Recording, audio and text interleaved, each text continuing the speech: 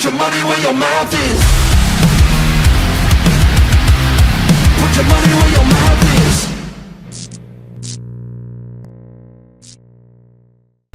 Hey, welcome to Tailgate Beers. Ryan and Austin here as usual. Hey, today we are sitting down with a friend of ours here locally in the Peoria area, Mr. Kelly Presley.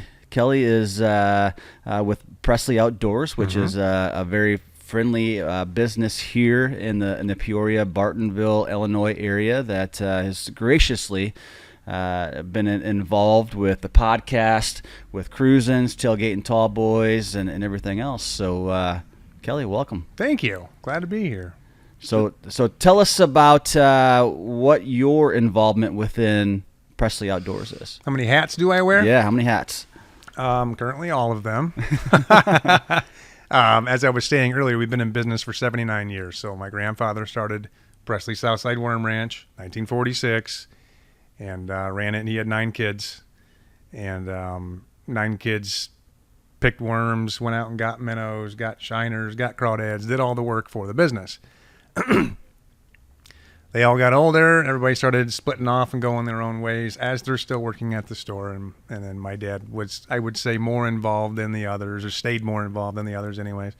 And he took it over in the late 70s, and him and my mom ran it until 10 years ago. I bought the business from them. But in that time, they took it over. It was a little like 1,500 square foot building, and then they doubled the size in 1993, and they doubled the size again in 1989, doubled it again in 1993, and then we moved up to Bartonville 20 years ago, and we quadrupled the size. We needed to get out of the. Where were we at previously? At the Southside Worm Ranch, was in the south end of Peoria. Oh, really? Yeah. Isn't it right by where there's like an old Hardee's building there by the old Coca-Cola? Yeah, is that it was just up the road from there. It's at the very corner of like Adams and Washington where they split, and Krause comes down. But nice part of town 50 years ago. A little rougher when we got older and moved on. But they had a couple, reasons we needed to get out of there, and we needed a bigger business more than anything, or bigger building. My dad had bought the whole block, and it still wasn't enough room for us to do what we wanted to do. And getting into the hunting side more, that was mostly fishing when we were down there. We had some hunting business. We moved to Bartonville 20 years ago. I think we moved 100 guns. It's and 2 of them were handguns, 10 of them are rifles, and maybe 90 shotguns. It wasn't many. And we got 4,000 guns in there right now. So wow. Because now you guys have a massive parking lot. I don't know how much of that lot you own, but the whole lot. There's a whole bunch of property out there. Yeah, it was really. Did you ever? You went to the old Worm Ranch, didn't you? You never went down there. I've never been down It there. was tiny. Yeah. It was small, and it was very congested. It was a bad intersection, and we had probably 30 parking spots. It was tough. Because when I would have been going, if you did 20 years ago, is when you moved to Bartonville. 2004. So honestly, I got into hunting 2 years after that. Yeah. So it was very new out there. It was rough. Wayne worked there. You can ask him all about it. It was fun. I mean, we look back. We stayed open for a year while we kind of got people transitioned to coming up to Bartonville, which is only 5 minutes away. It's not very far. But it was an interesting time in life, from growing up down there in the South End and beating up the alleys down there with the local kids and whatever, to moving up to Bartonville. It's an old Thompson's Food Basket or whatever it is, Sullivan's food store. So just a big square, but allowed us way more space to do what we want to do and expand into the hunting category more. So growing up, were you brought right into hunting outdoors? What is your activities that you did growing up, and what are you doing today? I grew up asking my dad to duck hunt and bass fish way more than he had the ability to take me. Yeah. But he was working, he was running the business. I grew up playing hockey, and I traveled hockey for a while. So I was busy. I was a busy boy in general, but all I wanted to do was fish. I went to Detroit Lakes, Minnesota for a hockey camp one summer, and my dad pulled his boat up there and was crappie fishing every single day when I was in camp, working my ass off in there, going from like 7 a.m. to like 6 p.m. So it was a full day of hockey for a whole week. And we'd get back every night, and he's just filleting these monster crappie. He's like, yeah, we caught 100 today. I'm like, okay, I'll go back to hockey again tomorrow. But yeah, I wanted to duck hunt and fish way more than I did when I was a kid. But I did it a lot. I did it enough. That's what I do. Duck hunt. I don't deer hunt. Traveled to duck hunt a little bit. Traveled to goose hunt a little bit. and I love to fish. I'd fish every single day if I could. I'm gonna go tomorrow. Never deer hunted though. Never got into that. I did a little bit when I was probably 16, 17, 18, maybe to my low 20s. It's not my speed, man. I love doing it. And I say the older I get, the more I relax. I think that when I'm retired, I probably will deer hunt in the morning, or deer hunt in the evenings, duck hunt in the mornings. That'd be my life. If my wife stays with me. Because my family didn't hunt or fish or do any of that stuff at all. And so it wasn't until I started working that a guy who I was training under and stuff, he's showed me how to bow hunt. He taught me how to fish, taught me how to bow hunt, bought all my rod and reels right there, at Presley's, went there and had all this money to blow because I was living at home, working a job. And so I bought all these best reels and rods, still have all of them. But then he started showing me bow hunting. And then I think that's also why Presley's came in, because you could go out there and you could shoot. The range helped. And all that stuff. So it's like, well, go out there, might as well, go shoot and go mosey and see what else I need to fucking buy. Mm-hmm. But then as I started deer hunting, it was fun. And it worked. It's another thing when you have the property to go. You got to have the land. Because I think that directs you. If you have great places to fish, you fish. Yeah. If you have great places to hunt, why would you not deer hunt? And I had a good place to deer hunt, but for me, it also turned into my patience and sitting there, taking the morning off.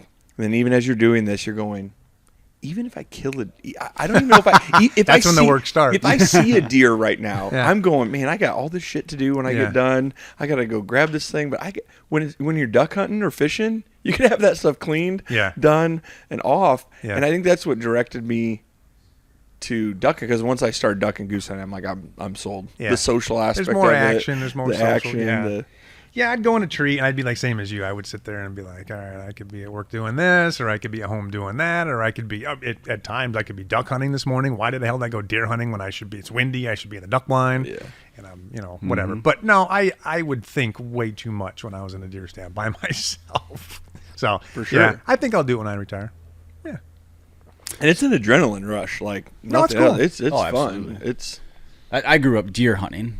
Mid-teens, I started hunting, and then I didn't duck hunt or goose hunt probably until I moved here and got to know some of these guys and other buddies that we've got, and then my cousins, obviously Wade and Payne, we talked about, and then they've got me out a few times since then, and I enjoy it because I enjoy the additional adrenaline rushes of having multiple birds and groups like that come in, rather than just a deer hunt is a huge adrenaline rush. Yeah. At one time. Yeah. And Or a squirrel. Yeah. You get one. Yeah, right. Like the heaviest feet in the world, and you turn around and it's a squirrel, and you're like. But I even go back to and it is hooves. a social, and you can make it as fun or what you want to do with it. But a day of just slow deer hunting is brutal. A day of slow duck hunting, you could have talked about God, sex, who knows marriage, what the hell. all sorts of stuff. And to this day, we had a podcast at White Oak. I looked at my boy Luke, who's 11, and I said, hey, this is like a duck blind. He's like, what happens in the duck blind stays in the duck blind.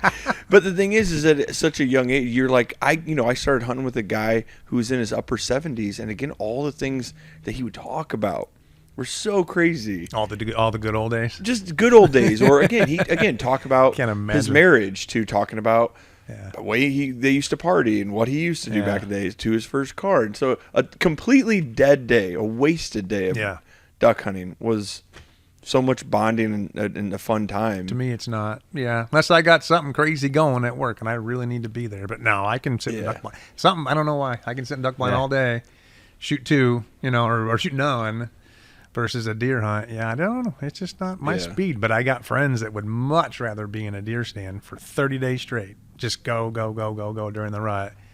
I'm like, these ducks are flying. He's like, no, I ain't going. It's insane. We'll go tomorrow morning? No, I ain't going. So whatever. Each their own. Yeah. So it's kind of a realistic. I mean, so we consider our podcast kind of a country lifestyle. It's called Tailgate Beers. We've talked about the story of how Austin essentially came up with the idea of Tailgate Beers, and kind of the setting of just a couple of guys or whoever it is sitting out in the middle of the cornfield where we kind of grew up, and on tailgates, drinking some beer, maybe a fire going, middle of nowhere kind of thing. So it goes very well hand in hand with your store, just because you have everything outdoors, that hunting, fishing, guns, everything else there that would align with that. Even the lifestyle brands now, there's a lot of people that just love the brands. Yeah. Like, well, we talked about Drake. Drake's real involved with the lifestyle side of things. But yeah, like this weekend, for instance, we're going to go turkey camp. And I go Friday morning. I'll run down there, Schuyler County, and I'll come home on Sunday. But the few guys I'm going with, they're going down Thursday, and they'll be down there till Wednesday next week. They'll go down they make a week vacation out of it. But it's exactly that. It's turkey hunt in the morning if we get up. And then at night, it's just, grab a beer and hang around and then have dinner and then a fire and just do the whole It's an old country home we stay in out there. That guy grew up there. He raised 4 kids there. They live in a different home now. Nobody lives there. So it's like just kind of an old country home out in the middle of nowhere in Camden, Illinois. There's like 18 people there. But it's just get away, do the whole man weekend. And the deer camp's a big thing for people, obviously, come deer season. But not a lot of people do turkey camp. So it's kind of our little thing. So I've never been turkey hunting. I don't know if you have, Austin, or not. But I have not. We talked about it last Thursday with Cole. Yep, Cole Goodwin. Yep. Cole Goodwin was here playing, and he's one that he has a show. But I'm like, man, if you come back, we can always get you hooked up with Presley's. But we had talked about how when I deer hunted, about how you could just see turkeys for days. Yeah. But if I ever wanted to try to shoot one, I'm like, I've never seen one. They would never be there. If you bought a permit, they wouldn't show up. They would never show up. So no, I have not. Turkey hunting dreamed of it. Yeah, turkey hunting in the fall is just a turkey, walks under your tree and you shoot one. Cool. Turkey hunting in the springtime, it's their mating season, so they're all fired up. Their heads change, go from red to white and everything in between, and they're gobbling like crazy. So turkey hunting aligns a lot with duck hunting because you're kind of communicating with them. You're calling at them, and they're gobbling back, and you're calling at them, and you're gobbling them back. And then you can sit and wait for them, or you can kind of run and gun and go at them or whatever. But it's most duck hunters, I would say, most duck hunters that I know, turkey hunt because they have that same love. But they can't get that same love out of deer hunting. So that turkey hunting is definitely a lot like duck hunting. Now, when you guys do your turkey camp, everybody gets a certain zone, or how does that work? If we get up, that's the problem. The drinking aspect is for real. So we're lucky that we know a guy over there that owns a ton of land, and he knows everybody that owns a ton. He's the kind of guy that, he's just total hillbilly farmer. Hey, Kelly, give me your map. You go over there and go sit under this tree right here and just sit right there and just call at him and just kind of hanging out. And if you see anybody, you just tell him Dennis sent you. I'm like, oh my God, no, I'm not doing that. That's what he said. You just tell him Uncle Dennis sent you. Okay, hang on. Who owns the property and where does the guy live? Is he farming? Is anybody else on it? Next thing you know, some guy's charging with a gun. Yeah, if anybody Dennis sent me. Dennis. Yeah, Dennis sent me out there. So. Yeah, we've been doing it long enough. We kind of have our own little farms we like to go to. But yeah, he's got a ton of land. So yeah, I always go to this same farm every year, and I never shoot one because I'm not the great at it, but I have a good time. So you guys all know generally where everybody's at. So if you're moving around. Yeah, there's like 10 people hunting. Everybody knows where they'll be. But he's got thousands, like literally thousands of acres to hunt. So nobody even sees each other. Wow. Yeah, it's kind of nice. Turkey similar to deer where you could, push turkey into somebody else's area? No, they'll go. Well, they can fly. Yeah. They don't fly like a lot, but they can fly. So yeah, if you scare them and you chase them, they would literally jump up, fly, and then go somewhere and glide away. Yeah, they would go away. Huh. Or like pheasant hunting, it's not like that. Yeah. No, it's kind of a patience thing. But sometimes when you're calling at a turkey, the gobbler, because you only shoot the toms, or the males, the gobblers, but they may hang up, and you may have to go to them. But if they see you, they just put their wings down and just bolt off. Wow. So yeah, like deer. I mean, if you were to try to sneak up on a deer, you can do it on a windy day. Yeah, yeah. But if he finds you, if he sees you, smells you, he's gone. He's not going to give you a chance. They're curious, but they're curious from like a half a mile away, right? So yeah, kind of like turkeys. So let's go to your connection with Wayne. So all of our fans know who Wayne is. Just previous previous podcast and conversations with Wayne on the podcast, Tailgating Tall Boys and Cruising, certainly. So how did you and Wayne come to meet, and what's your relationship? Wayne's first podcast, Wayne always says this is Wayne's podcast. Yeah. Tailgate Beers. That his won't be out much sooner than yours. No, because he just finally sat down with us. Finally. Oh, I didn't know he did one. So well, his is going to be like a 5-part series. I think he's episode 40, and I think you'll be 42 off the top of my head, something like that. So you guys are actually going to be, because Wayne's going to have a part 2, part 3 of all his stuff. I think it might be 43. So we should do one together. Yeah. He, we went to Limestone High School, and I knew Wayne. Just knew him in passing in the hallways because he was a nerd, and I was a nerd, and and they called. What do you mean when you say nerd? They called him Poop Stain Wayne. He was, I would say he's kind of.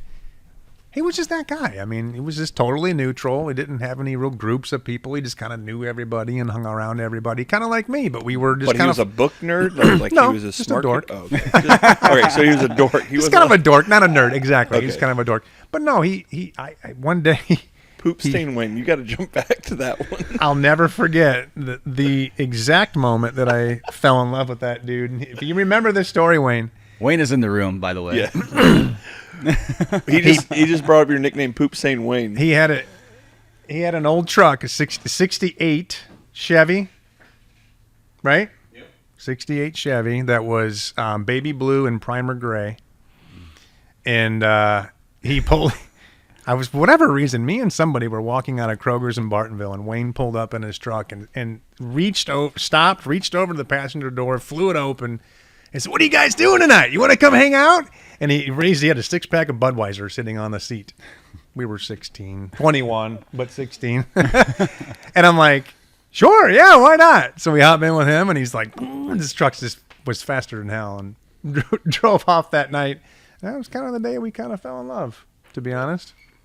That was the moment that we started hanging out. Besides that, it was just kind of a passing high. You guys were the same grade? Yeah. It was just kind of a passing hello in the high school or whatever. And then that evolved into wearing camouflage to football games and using our duck calls to do the theme song at the games. Really? For the Rockets? Limestone Rockets? Yeah. And then my dad had a cabin at a lake where we duck hunted back in the day, and then we invited 4 or 5 people to come, maybe 10 people to come hang out and party afterwards, and it was like 100 people just at a game. Turned into a silly, crazy mess of people that they got my dog drunk, and all these people came and whatever. The next day, I saw my dad at work, and he's like, "Did you have a party at the what do we call it? The Red Nose Duck Club? Did you have a party at Big Lake last night?" It's like, "Yeah, we did." And he said, "Was there a lot of people there?" I said, "Yeah, there was actually a couple." Because we would get beer at the football games. We had a buddy that would put a case of beer in the back seat of our truck and cover it up. That was Rod. Yeah. Rod. And that was Hot Rod? Yep. No way. He had the hookup. He had a white S10. I'd always pull up next to him. He would put it out and put it in ours. He was your beer dealer? He was your beer dealer? Ford Ranger. Sorry, you had an S10. Hot Rod was your beer dealer? Yeah. Yeah. And was he old? He was older than I'm assuming? He was a grade or 2 older than us, yeah. He just had the hookup. And that's so funny. Yeah. I guess everybody leaving because I passed out. Then the trailer was and some girl, and Wayne passed out in his truck or whatever the hell it was. But all the people that had left were going through the cornfield and doing donuts and dumb shit. And there was a guy, old Roger, that was the caretaker out there that called my dad and was like, "Oh, there's a couple people down here at your cabin. Just want to let you know." So at this time, when you guys started hanging out and doing this, your dad owned Presley Outdoors at that point. Both of you were working for him or working so with anyway, him. shortly after that, I found out that he liked to hunt and liked to fish, so we started doing that together. Then, he got a job working for my dad. So both you and Wayne were working for your dad at Presley's. How was Wayne as an employee at that time? He was great. Outside of that day, he found him sleeping. No, it was great. Tell us about that story. The old Worm Ranch was interesting because we did sell clothing back then, and my dad was all about putting out 15 size large, Columbia jackets, and we'd have to use 2 people to pull them apart and slide another jacket. But he wanted to have the place packed and have his warehouse empty. So we would always walk up and down the aisle because if you wanted to take a coat out and look at it, it would pull 4 other coats out with it. So we're constantly in there, putting stuff back or whatever. But the back stock room, Wayne and I had come in on a Saturday or a Sunday morning, hungover, and I couldn't find Wayne anywhere in the world at the store. And he was logged in, and I found him back in the archery room, and they had clothing back there, I think, but he was up there sleeping on the second shelf. Tried to wake him up. He's like, "Wait, what? No." I go get my dad. I'm like, "Wayne's sleeping back there. Go yell at him. He won't listen to me." New Year's Day, wasn't it? I don't. He snitched Was on it? I you? think it was New Year's Day. Yeah. Never. That's so That was funny. you, Charlie Smiles, your dad, and me. I hit. That would have that'd have been the second to last New Year's Day I'll ever work because it must have been it was the year 99 to 2000 when we thought nothing was going to work the next morning. Remember that? And we were partying at Dave Engelke's. And I got my ass up that next morning, and my dad wanted me to be there at 6:00, and I got up, and I'm like, it was like whatever, like 6. I'm like, shit. So I get in my truck, I had nothing. I got off the couch with whoever and bolt my ass in there. Get there at like 20 after 6. I'm going to get my ass ripped by my dad. I'm so pissed. I'm like, oh, gosh. I strolled in there with my tail between my legs. He's not there. I'm like, what do you mean he's not? The whole place is shut down. So I stroll home. It's a good feeling. Not knowing what's going to happen, right? I stroll back to my house because I lived at home then. And my dad's like, yeah, we were nothing going on. So I just went home. I'm like, dude, I busted my ass to get there. I didn't know if my truck was going to start. I checked the microwave to see if the time was going to be on. I mean, we thought everything wasn't going to work. I'm like, that's the last New Year's Day I'll ever work. And we shut down on New Year's Day. We only open closed 2 days a year before that, Thanksgiving and Christmas. So that's the year 2000. I made it 3 days. I was like, I'll never come in. So it must have been New Year's Day the year before The year that. before that is when Joe Hirschman ran every single stoplight to get us to. It was me, Joe, and Dad on New Year's Day. Leaving Mike Pierce's house. We woke up like super late. We ended up still being like 20 minutes late, but man, that was another. His dad drove you guys? No, Joe Hirschman drove me and him. You did not show up late to Presley's. Kelly you drove Kelly? No, Joe Hirschman drove me and Joe Hirschman to get to Presley's on New Year's Day. Yeah, I don't think I was there. Joe Hirschman. Kelly Okay. was there. We were working with Kelly's dad. It was Kelly's dad, me, and Joe. We were My dad was a hothead. But you did not show up late to Presley's, or your day was ruined. What would he do if he knew He would you were just- hungover or you were dragged? What? Dumb stuff. Belittle the shit out of me. Little. Give me an Well, exa- first of give all, me an he'd yell at example. you and make you feel like shit. But that was my dad back then. He was just that kind of guy. But he'd be like, get a minnow bucket full of water and a rag, and you're gonna wipe down all the landings and clean all the dust up off of every little fishing lure package and whatever. And it didn't need to be done. It did, but nobody actually did that unless you were late or pissed him off in some way. Yeah. Yeah, because we'll get his side of the story here hopefully soon. But what other things would he do with people as far as knowing that you guys are just? I mean, at this point, how old are you guys? 17, 18, 16, 17. 16? That year we were 18. Yeah, we just graduated. 18, 19. What other crap jobs were there at Presley's?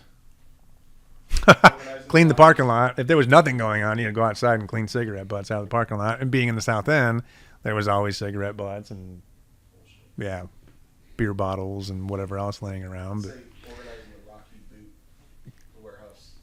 the other little attic, Organizing the boots. that was, I don't know why, the attic was tarred. Yeah. Like the floor was tarred?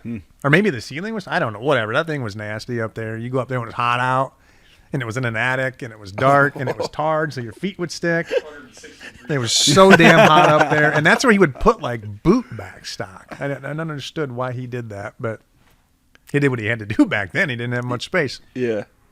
Clean the minnow tanks. That was one.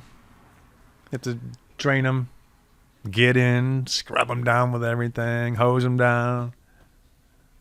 Yeah, it was fun back then. What's a crap job now? At Presley's. At Presley's? Yeah. It ain't that crappy anymore. It's But pretty simple. what would the kids now that work there consider? When they just- piss me off? Yeah. Clean the bathrooms. Oh, go straight to the and they're bathroom. disgusting. Disgusting. Really? No, we keep them clean, but yeah, they do. It's just dumb stuff because they do, a little quick douche, I call it, but they just get a quick little clean. But the in-depth clean is pretty nasty. But I did have a guy the other day did exactly that. I want it to look better back. What do you want me to do? So here's what I want you to do. So I took him over the middle tank. I grabbed a bucket of water. I gave him a little rag, and I said, "Start cleaning all these landings. I don't want a speck of dust here." Well, what if it gets dirty? I dump the water out and grab new. I don't think younger people quite understand that we were beaten by all that by my dad and my Uncle Lester, who was my dad, but much angrier and a little bit shorter. He had short man syndrome, but he would get real mad at us and have us do all that shit. So it was a little different back then. And I'm not as Dennis. He was just whatever, but. I'm not that mean. I'm simpler. You don't think you are? Karen was the biggest. My mother was Who's mean. Karen? She was a Your mom? bulldog. Yeah. She's the sweetest thing. You know what though? She still to this day she'll come into the store and she'll start counting. 1, 2. There's 4 of you standing here. Why are y'all not doing anything? She'll count out just like this. So you already know what she's gonna say instantly when she starts pointing her finger. And she didn't even own the place in 10 years, but she still gets, which is nice. Because I'm in my office 99% of the time, so. So go ahead. I was just gonna say, do you ever find yourself, at a younger age, even when your dad owned it, and you and Wayne are buddies, just going in there playing in the store? You got a whole store full of things that people like us love. I did it today because Oh, I'm going yeah? to go fishing tomorrow. So yeah, I'll spend an hour down just talking to the employees or whatever, or talking to customers. I go shop. Yeah. Grab the few things I think I'll need for the day, or during duck season is the big thing because most of the guys in there are duck hunters. Some of them are deer hunters and they're kind of private, and I sat in a deer stand. But the duck hunters are always talking, chit-chatting, who shot somebody's swing, or who pissed somebody off, or who's killing the most ducks at what state side, or who did this, who did that, whatever. So who's the migrations going on today, or it's dead. So duck season, a lot of times I'm just kind of standing there bullshitting with the customers and the employees or whatever, which don't get anything done. And they get used to that. All right, so Kelly's talking to us, so we can kind of stand around the rest of the day, right? And I go into my office and work, and I come down, I'm like, no, you got to kind of get something done today. So You mentioned any thoughts on what Central Illinois, Peoria area, Illinois River, what's happening with migrations? Are numbers low as far as ducks that we're seeing? Can you get into that at all? that's loaded. I met with a guy a couple months ago about that who's pretty intelligent. He's not a DNR guy or anything, but I don't think the numbers are any lower. I think that there's a couple areas that are being managed either really well in your opinion or really not well in your opinion. I guess everybody can figure how they feel about that, but I think there's a ton of ducks here still. We're so good at hunting anymore. People are really good at duck calling. Decoys look like ducks, spinning wing decoys, splashing, on the water and whatever. We're really, we throw everything at them now. That when we hunted growing up, you throw out some decoys, and we kind of thought we knew what we were doing. It's changed a lot. So ducks have gotten accustomed to that, and they've gotten smart to that. I don't think necessarily there's less ducks here, and somebody will argue me that. And I just think we're really good at it. And I think we're pushing them to areas where they're all sitting in one spot where they know they're safe and they know they have food, they have water, they have rest, and they don't leave. You don't think that temperature changes a little bit, how it's 60 degrees on Christmas Day and how nothing's froze over has any effect on it? Last year was cold. Last year was really cool. Last year, but I felt like the 5 years before that, I felt like the 2 years before that were very mild. Yeah. But outside of that, no, I don't think on those years, yes, but I don't believe in climate change. No, neither I don't. But I do believe there are changes that you look at the temperatures and different things. Those years, February and March were super cold. Yeah. The cold happened later. It was Arctic, late January, February time, a couple of those years where we had these negative days. And that time frame, when you drive up to Chicago and you have fields that are just black with geese. Yeah. Yeah, I think the migration has changed in general, especially with geese. With ducks, a little bit. But ride duck hunt, for instance, we shot a hell of a lot of ducks this year. It was really good. But we had changed a lot of management practices to get ducks doing that. Right next to us is 2,200 acre.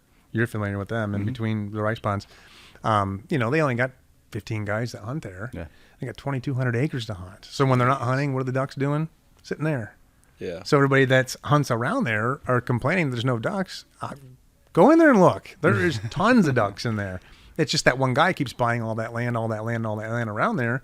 And those ducks can actually get up, fly around in a mile or 2 mile circle, and still nobody can see them because the land's so big and they have food and they have water. So why would they leave? Yeah.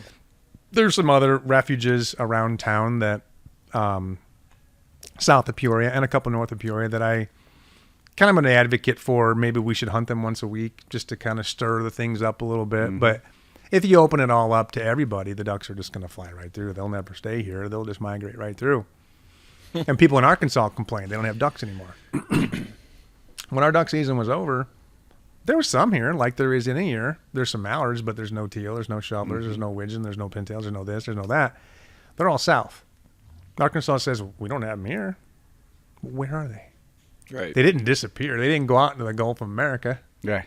They're not just sitting nowhere. We even have better tracking on like the migration. They than do. we've ever They're in had. Arkansas, and they watch them go from refuge to refuge to refuge to refuge. In Arkansas, they got these mud boats, and they got these mud motors are loud, and they put these stock car, exhaust kits on them, and they're even louder, and they're there at 1 o'clock in the morning, and they're going through the woods, down there. They're just blowing them ducks all over the place. So then they're saying the ducks aren't there, but at the same time, their practices have changed immensely in how they're hunting down there and what they're doing.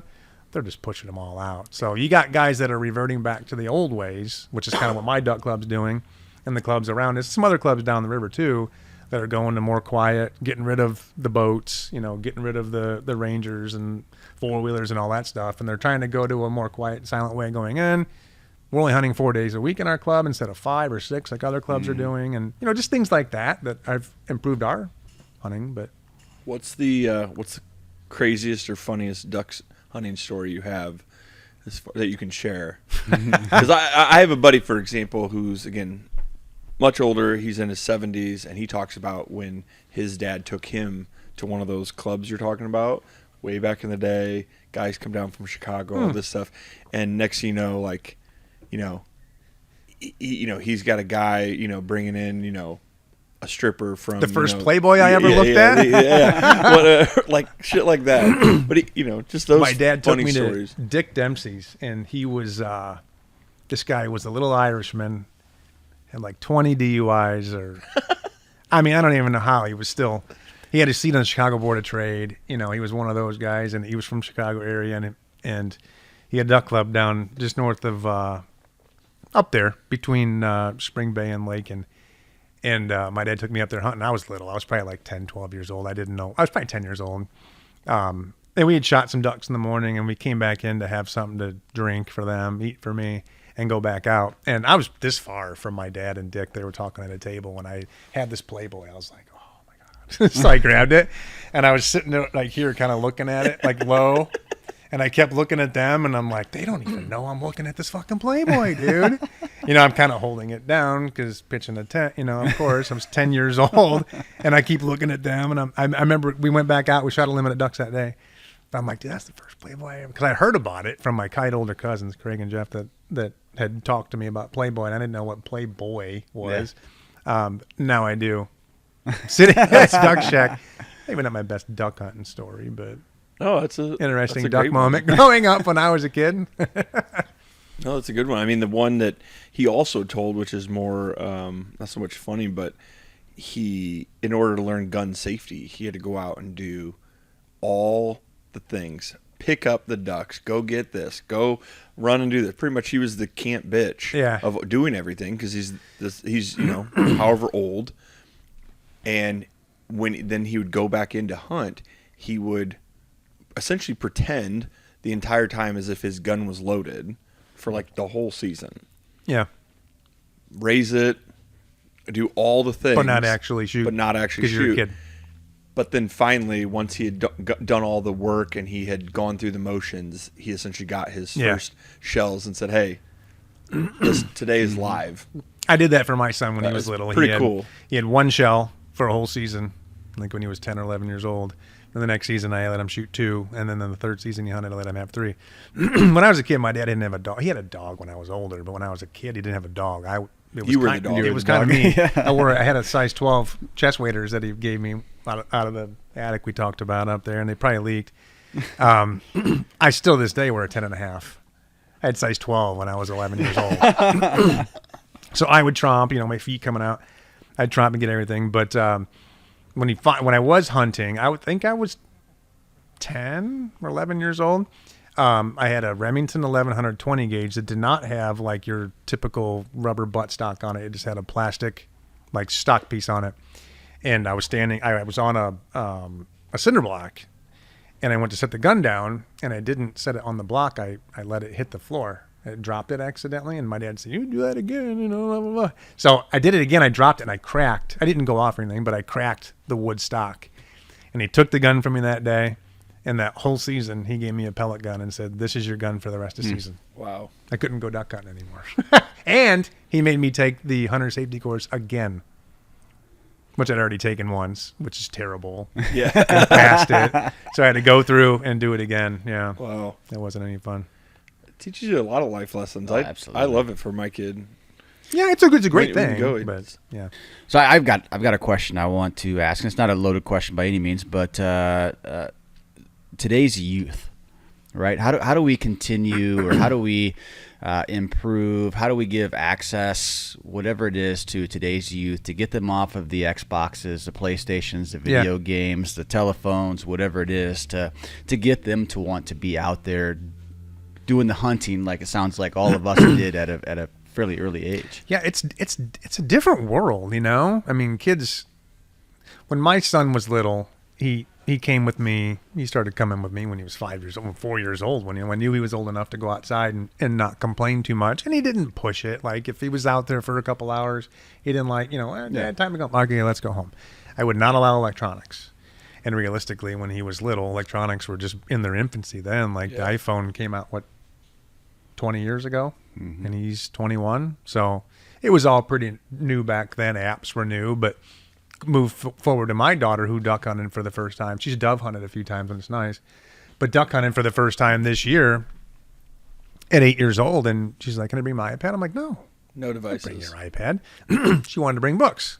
If I get bored, can I read? Of course you can read if we're bored, And that morning actually was just enough. I shot my 6 ducks that morning, 4 mallards, 2 gadwalls, and it was like one every half an hour. It was just, she's like, "Can we go now?" I'm like, "Well, we'll go in 10 minutes." And then boom, I'd shoot another one, and she'd go, "Can we stay longer?" Of course we can stay longer, but bringing your kids and getting them involved with you is extremely important, right? Just not necessarily for Presley's Outdoors, but for the sport itself, and for you to be able to pass that along to your kids. I watch my son, on mornings when I'm going to work, and he's off and at it. He's going duck hunting in the mornings on a Saturday morning. I think it's pretty cool, that I taught him at a young age. But not everybody has that. You didn't learn that from your dad. You had to kind of get that from somebody else. And how the hell you fell into that and actually liked it is a cooler story to me than somebody who does that around their kids, because they look up to their dad, they look up to whatever, and like, I want to do what my dad does, but you didn't have that, you know what I mean? So you had some great guy come and grab you and bring you into that world. That's interesting, and it's cool to see people do that, and I do see that often in my store. I see that often through the youth hunt weekends for duck hunting and the youth hunt weekends for goose hunting, and those kind of things. I see it along on the fishing side, a lot of things too. They got high school bass fishing going on now, but bringing your kids with, it's your time to do what you want. It's dad's time away, but there's got to be, a day a week or a day every other week or whatever, where you bring your kids along. And as a parent, I think you're supposed to like that. And if you don't like that, I don't know what's wrong with you, but like, I watching my son shoot his first duck, I was blown away. We had a group of gadwalls come in. We were in a cornfield. Industry buddy of mine and his wife were there actually. And they said, "Let Tyler shoot the next group that comes in." And there's a group of gadwalls in a cornfield. A group of gadwalls come in. Tyler comes up and shoots 2. Like 10 years old. Shoots 2, whatever he was, 10 or 10, 11 years old. Shoots 2 gadwall out of the sky. And I have them mounted, and they're in my office in my house now, side by side. But it's just interesting to see, that happen at such a young age, and then watch him develop into the asshole he is now. But also, he's a duck hunter and he loves to do it, and he visits Wayne's establishments every now and then. Now that he's 21, but it's just cool. I think you're supposed to want that as a parent. You're supposed to want your kids to do the things that you do, the good things that you do, and succeed and have fun and enjoy the fun side of life, and not just work. Yeah.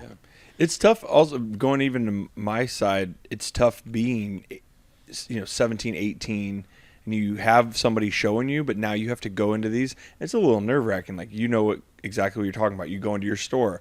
A lot of people, it can be very intimidating. Of like, well, I don't know, kid. What do you like? Do you know what you want? I don't know what the fuck I want. I literally just started this. In the internet. Really, again, at that time wasn't what it is all today, just kind of developing, to be able to Google and look up all this stuff. Yeah. And so to have somebody to lean on to ask these questions, it took some time, because you can feel very awkward going into a duck blind of all these people that know what they're doing, and you're the one idiot that has no idea. And there's people that don't do that well, but there's a lot of people that do too. There's a lot of people that are like, hey man, try this or do that or use this, But they've also all done it by trial. Yeah. They've also all tried the shit. They've all been in the same situation at one point or another.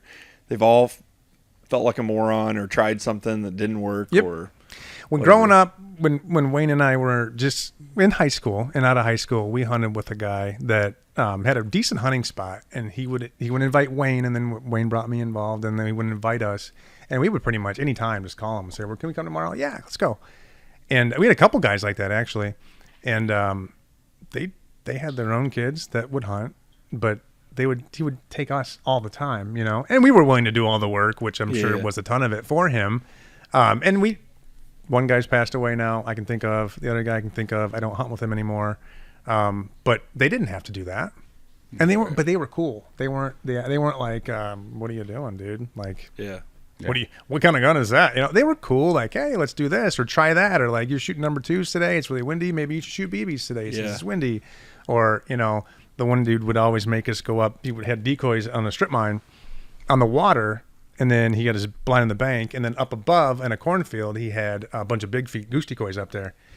And we knew after time that he had this a propane can and a torch, and you would go up there and torch all the decoys to get the frost off early in the morning, because if you caught any geese coming out early and they saw frosty decoys, they wouldn't like that, right? So just little things like that we learned from him. But that dude didn't have to take us. He could have sat out there by himself every single day and smoked a joint and just like totally had his own little moment all by himself. But he would tell us yes every single time. I thought that was cool. Who was the better hunter between you and Wayne? Better? Oh, God. I mean, what do you think? Groups coming in. Who do you think? Groups coming in. Who's... Honestly, we were both pretty bad shots back then. I don't think there was anything that would bring us in. Duck calling, goose calling, we weren't great at it. No, we were just kind of like the work dudes. We did all the shit work. Who just wanted to be in the blind? Yeah, who was a better duck hunter? I don't know. I would say nowadays. We know who stuck it out the longest. I would now, say I'm a better Wayne shot. sitting in a duck blind would just be like... He could do it. We're going to go this year. He could never do it. But he took on golf before I did. There's no doubt. That phone, my ass in golf. Just like your kids, no devices. No devices. The phone you gotta has put to it stay. down. We'll film it. I make it a point to keep mine in my waders zipped up, unless I get a call. I'm not in there farting around with it or whatever. But yeah, if 10 minutes goes by, he's gonna be like, "All right, so now what? What are we doing? What's up?" In the duck club, there's some guys from Peoria, and there's some guys from Chicago area, and there's some guys that are kind of older and did the whole duck club thing when they were younger. Because duck clubs have changed a little bit. Duck clubs 50 years ago were get away from your wife and do nothing revolving your wife or family. They've evolved a little bit into a bit of a more family setting now, but I can get some of them old boys in the blind with Wayne. I think they'd have a really good time. Oh yeah, just the stories alone. I imagine the conversation we'd be there past shooting time. Oh yeah. Well, we're pumped to have this partnership. So with Presley's now, we'll have Tailgate and Tallboys official outdoor store with the Friday night camo night. We'll have several podcasts and things going on, so we're excited.